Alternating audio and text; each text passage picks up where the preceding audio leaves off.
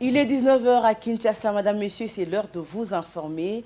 Tout de suite, place au sommaire.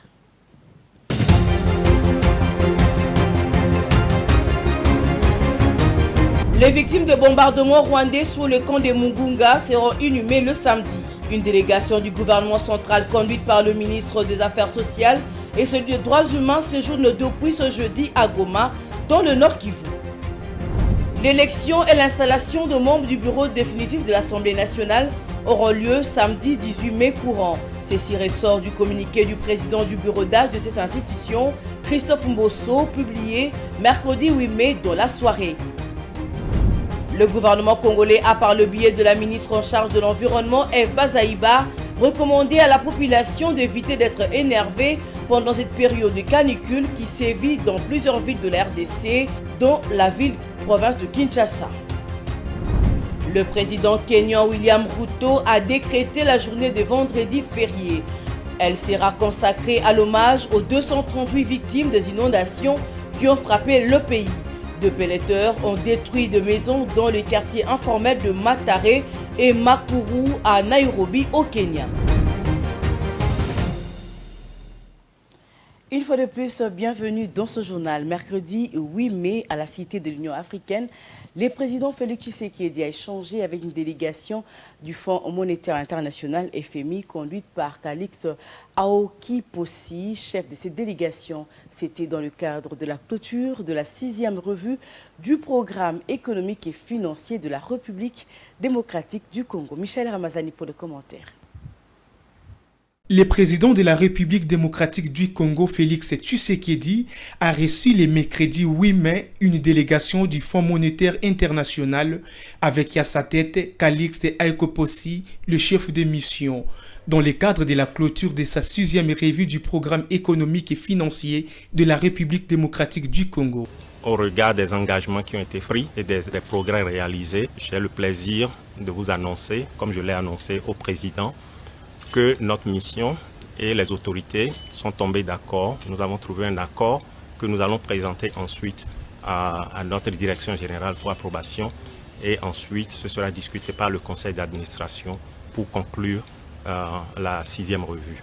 On a évoqué les réformes qu'il faut entreprendre, les réformes globalement pour la diversification de l'économie, pour les dépenses sociales, tout un ensemble de mesures qui vont aider à réaliser les priorités du président du gouvernement. Déjà, je peux commencer par 2023. La croissance a été 8,3%. Et pour cette année, nous prévoyons un peu plus de 5% parce qu'il y a une forte croissance l'année dernière. La tendance va continuer, mais un peu plus de 5%. Mais il faut reconnaître aussi que la conjoncture internationale est difficile. Et ça contribue également au dollar qui est assez fort, qui met de pression sur beaucoup de monnaies. Aussi, comprenons qu'il y a des efforts qui doivent être faits au plan national pour essayer de contrôler l'inflation. Pour les ministres congolais du budget et Memboji, si on arrive à conclure avec satisfaction ce programme, ce serait une première depuis l'indépendance de notre pays qu'un gouvernement arrive à conclure un programme triennal avec le FMI. L'examen par les conseils d'administration du FMI de cette revue et des consultations au titre de l'article 4 est prévu pour début juillet 2024. La fin de cette revue permettra un décaissement de 152,3 millions de dollars américains pour renforcer les réserves internationales de la RDC. Rendons-nous à l'Assemblée nationale. C'est sous une forte pression que le bureau provisoire de l'Assemblée nationale a publié tard dans la soirée du mercredi 8 mai 2024 le nouveau calendrier de l'élection et l'installation du bureau définitif fixé au 18 mai prochain. Dernière mission de ces bureaux conduits par Christophe Mbosso. Commentaire. Depuis le début de cette semaine, plusieurs voix se sont levées pour exiger la reprise du processus de mise en place du bureau définitif de l'Assemblée nationale renvoyé à une date imprécise. Parmi elles, le mercredi, un groupe de députés regroupés au sein de la dynamique surveillance qui a exigé la même chose et mettant en demeure le bureau provisoire. pour qu'ils poursuivent le processus. Sous pression, le mardi, le bureau Mbosso a publié un communiqué dans lequel il exhortait l'opposition, tout comme la majorité, à désigner les candidats à différents postes du bureau définitif de la Chambre basse du Parlement. Tard dans la soirée, le mercredi 8 mai, la nouvelle date de l'élection et de l'installation du bureau définitif a été publiée. D'après son document, l'élection et l'installation du bureau définitif auront lieu le 18 mai prochain. Le dépôt des candidatures aux différents postes est prévu du vendredi 10 mai au lundi 13 de 9h à 17h. Mardi 14 mai 2024, examen de dossier de candidature. Mercredi 15 mai 2024, affichage de liste des candidats retenus. Jeudi 16 mai, de 9h à 0h, campagne électorale, puis samedi 18 mai 2024, à partir de 11h, audition en séance plénière des messages des candidats suivis de l'élection et installation officielle du bureau définitif. Pour l'instant, seul le poste de président et de vice-président ont déjà des candidats connus. Il s'agit respectivement de Vital Kamerhe, investi candidat président à la suite du primaire de l'Union sacrée de la Nation, et Jean-Claude Isaac Chilumbaï, désigné par l'UDPS Tshisekedi, candidat vice-président. La mise en place du bureau définitif est la dernière mission du bureau provisoire qui conduit Christophe Mbosso. Elle est une étape importante en ce que le bureau définitif permettra à ce que l'Assemblée nationale joue son rôle dans les urgences du pays. Dans l'Est de la République, une délégation du gouvernement central, conduite par le ministre des Affaires sociales et celui des droits humains, séjourne depuis ce jeudi à Goma, dans le Nord Kivu. Elle vient pour inhumer les victimes de derniers bombardements du site des déplacés par le Rwandais et les terroristes du M23 sur place. Une réunion a été tenue avec les autorités de la ville pour organiser ces obsèques. Suivez. Aussitôt arrivé, le ministre des Affaires sociales, Action humanitaire et Solidarité nationale et celui des droits humains ont reçu des explications sur la situation macabre qui traverse les déplacés dans les différents camps autour de Goma. Ces énième bombardement fait état de 35 morts et 37 blessés, un bilan lourd pour la RDC. Aussi, ces victimes des affres de la guerre imposées par le Rwanda auront droit aux obsèques dignes pour honorer leur mémoire, a annoncé le ministre des Affaires sociales. Ils ont tué une fois de plus. Ils ont alourdi le registre des morts perpétrés par le Rwanda. Nous avons décidé d'organiser les obsèques le samedi prochain. Nous allons ensemble, avec mon collègue des droits humains, organiser la visite sur le terrain. Nous passerons visiter les blessés dans des formations médicales. Nous nous rendrons également sur le site qui a été opérationnel, où il y a eu des morts, si les conditions de sécurité nous le permettent. Nous sommes donc en deuil. Nous continuons la méditation jusqu'à l'organisation des obsèques le samedi prochain. Pour le ministre des Droits humains, Fabrice Puela, ces bains de sang occasionnés encore une fois par le Rwanda sous le label du M23 ne peut passer sous silence. C'est ici une occasion de plus pour la communauté internationale de mettre fin à sa complaisance contre le Rwanda, estime Fabrice Puela. La guerre, c'est contre des forces combattantes et non contre des civils. Nous en avons marre de cette omerta. Nous en avons marre de cette ambivalence de la communauté internationale. Lorsque des vies humaines, des enfants, des femmes sont fauchés, sont violés à longueur de journée, ça n'interpelle pas la communauté internationale. Nous en avons marre. Et avec le chef de l'État, nous voulons effectivement nous battre pour que nous puissions défendre nos droits. Et cela par toute voie de droit, justement. Nous en appelons à la fin de cette omerta pour que les Congolais soient respectés, pour que les droits des Congolais soient respectés. L'ennemi congolais et l'ennemi du Congo est identifié, on les connaît. Il est anormal que cette communauté internationale continue à soutenir et à supporter le Rwanda. Outre l'organisation des obsèques et l'assistance aux blessés, le ministre des Droits humains s'occupera également de cas de violation des droits humains enregistrés au sein de la population. la majorité c'était des femmes et des hommes. Processus électoral en cours en République démocratique du Congo. Initialement prévu pour le 8 mai, l'élection de gouverneurs et sénateurs de province de l'Équateur est à nouveau reportée pour le 24 mai, tel que publié par les calendriers et réaménagé par la Commission électorale nationale indépendante, CENI. Quant au Maïndombe et le Nord Kivu, elles se tiendront respectivement le 26 mai et le 2 juin prochain. Les détails dans cet élément.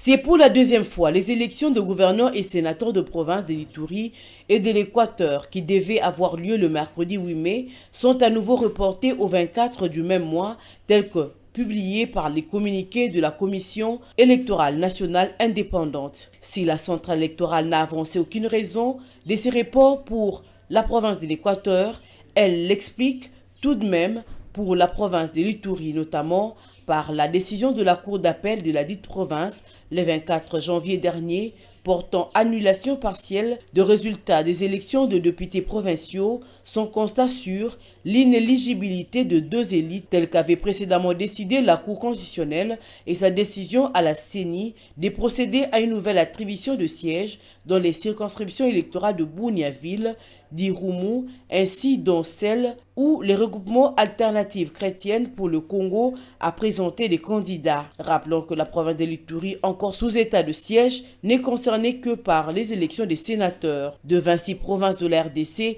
avaient connu leurs gouverneurs et sénateurs après les élections organisées concomitamment. Quant aux provinces de Maïndombe et Nord Kivu, elles se tiendront respectivement le 26 et 2 juin prochain.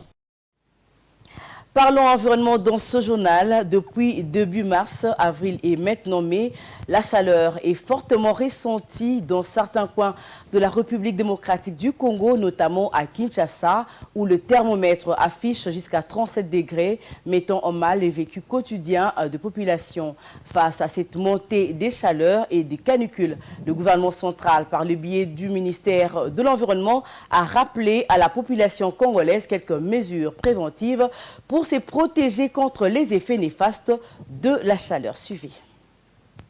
Le ministère de l'Environnement et du Développement durable, dirigé par Eve Bazaïba Massoudi, préconise cette mesure pour faire face à la montée des chaleurs et la canicule dans les zones touchées en RDC. D'après la ministre d'État en charge de l'environnement et du développement durable, il est primordial de boire régulièrement de l'eau pour éviter la déshydratation. En cette période, le ministère de l'Environnement a rappelé à la population congolaise l'importance de prendre des mesures préventives pour se protéger contre les effets néfastes de la chaleur observée dans certaines parties de la République depuis le mois d'avril et peut-être encore jusqu'au mois de juin 2024. Le ministre de l'Environnement et du Développement durable encourage tous ceux qui vivent dans les zones touchées par la montée de la chaleur à suivre les recommandations de prévention en veillant particulièrement sur les personnes les plus vulnérables telles que les femmes enceintes, les personnes âgées, les enfants, les personnes souffrant de maladies chroniques, les personnes vivant avec un handicap,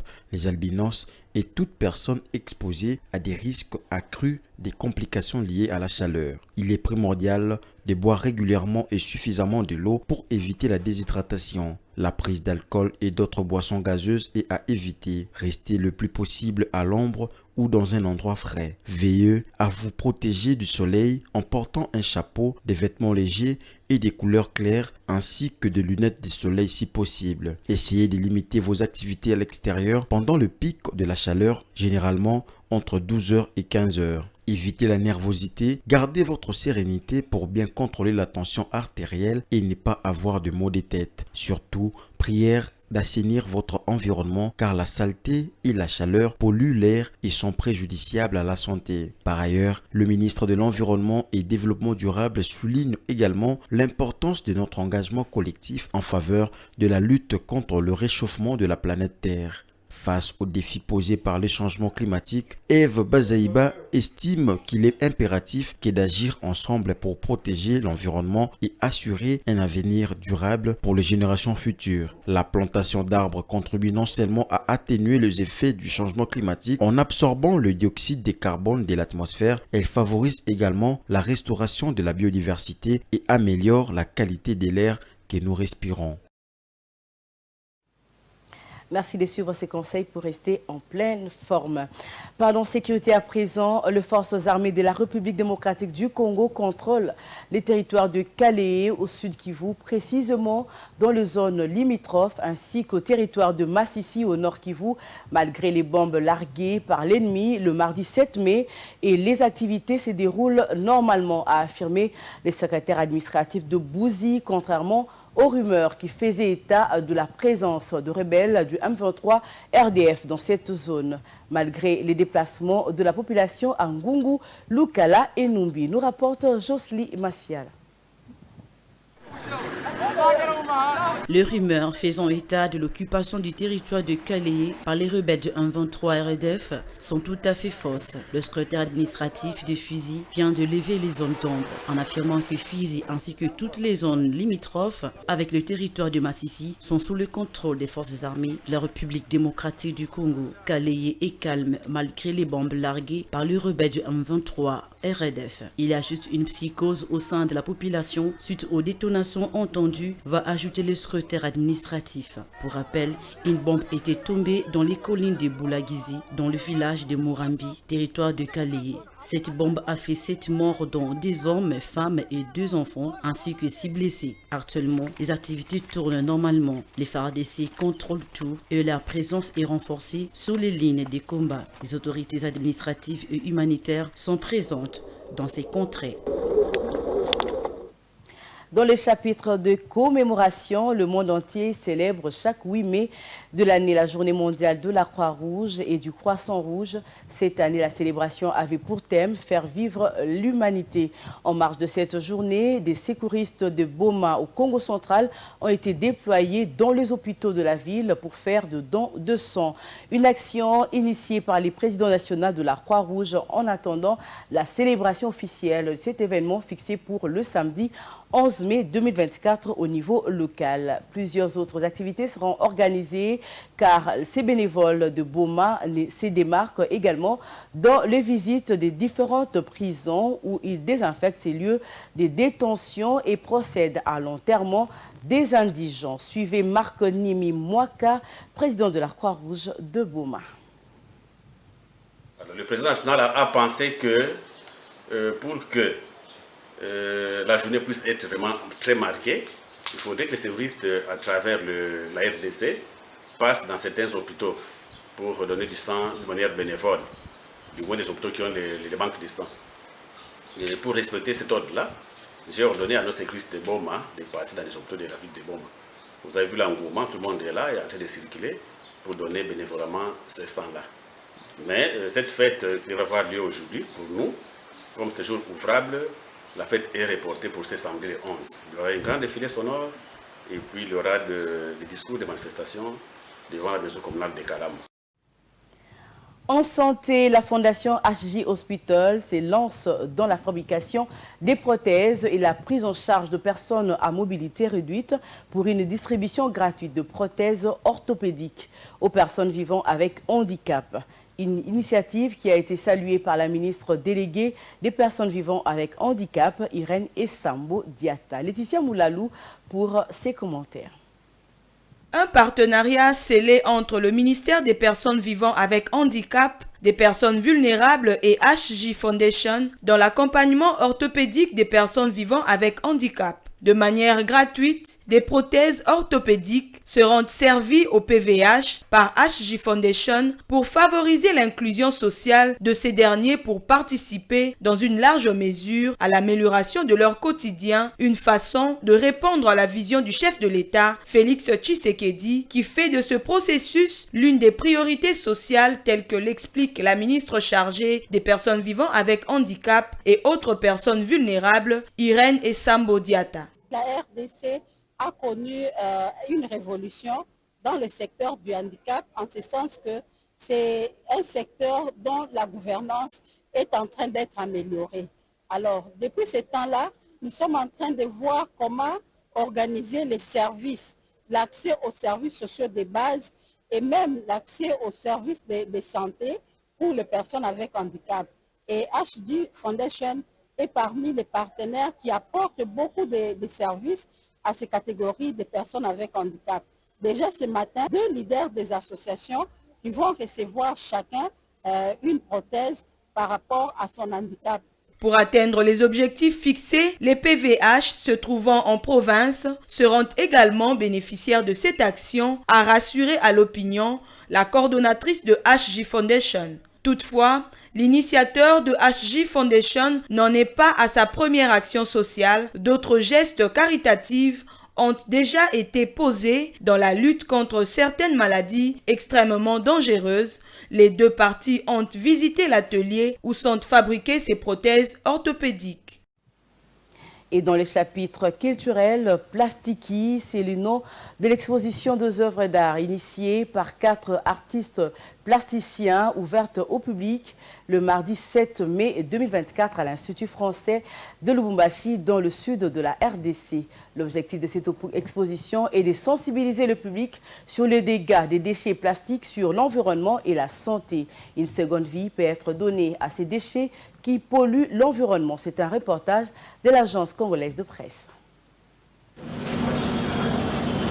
Ces mobiliers et objets de décoration exposés aux visiteurs dans la cour intérieure de l'Institut français de la ville de Lubumbashi, dans le sud de la République démocratique du Congo, sont essentiellement fabriqués avec des bouteilles en plastique. Ces bouteilles étaient jetées dans la nature après leur utilisation par le public. Les artistes redonnent une seconde vie à ces déchets plastiques. Ils en ont fabriqué de chaises, tables basses, poubelles, parasols, poufs, abat-jours et autres objets du quotidien. L'idée est de montrer que ces déchets plastiques qui polluent la nature peuvent devenir utiles. Les déchets plastiques polluent en même temps l'environnement et aussi nous reviennent plus tard, nous polluent nous-mêmes.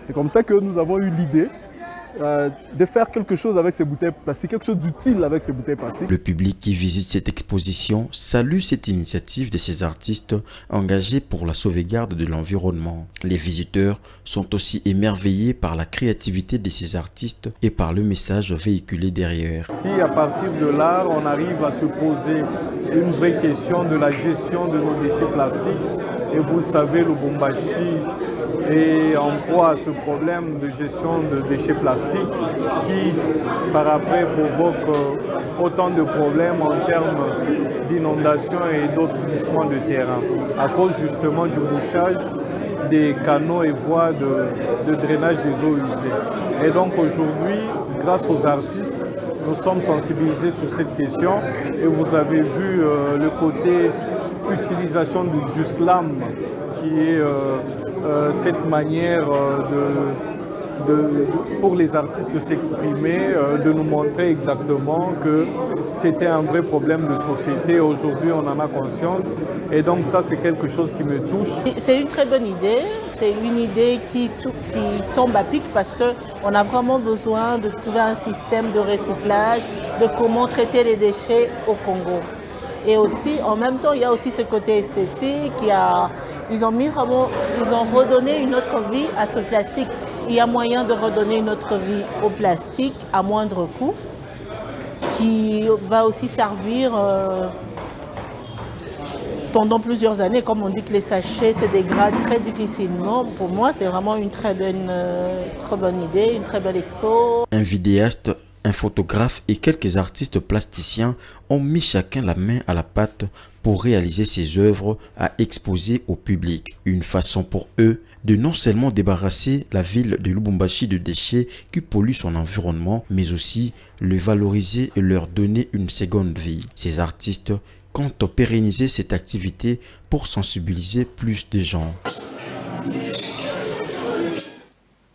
Et pour finir, en dehors de nos frontières, le président kényan William Ruto a décrété un férié dans la journée du vendredi 10 mai. Elle sera consacrée à l'hommage aux 238 victimes des inondations qui ont occasionné les déplacements de plus de 40 000 ménages. Suivez. Des pelleteuses ont détruit des maisons dans les quartiers informels de Mathare et de Makuru à Nairobi au Kenya. Le délai donné aux habitants pour évacuer ces zones exposées aux inondations ayant expiré. Plus de 40 000 ménages ont été obligés de quitter leurs habitations en raison des inondations dans le pays, lesquelles ont aussi plombé l'activité économique dans plusieurs villes. À Kiambu, Charlotte Tieno, propriétaire d'un atelier de réparation automobile, patauge dans des mares d'eau pour s'occuper de ses clients, dans un effort déterminé pour subvenir aux besoins de sa famille. Nous sommes bloqués, j'ai un garage automobile, mais depuis que les pluies ont commencé, cela fait maintenant 3 semaines, les véhicules sont ici, bloqués, je n'ai rien à manger. Le département météorologique du Kenya a émis des avertissements indiquant que les pluies persisteront jusqu'au fin du mois de mai. Et c'est la fin de cette grande édition du journal, mais avant de nous quitter, place au rappel des titres.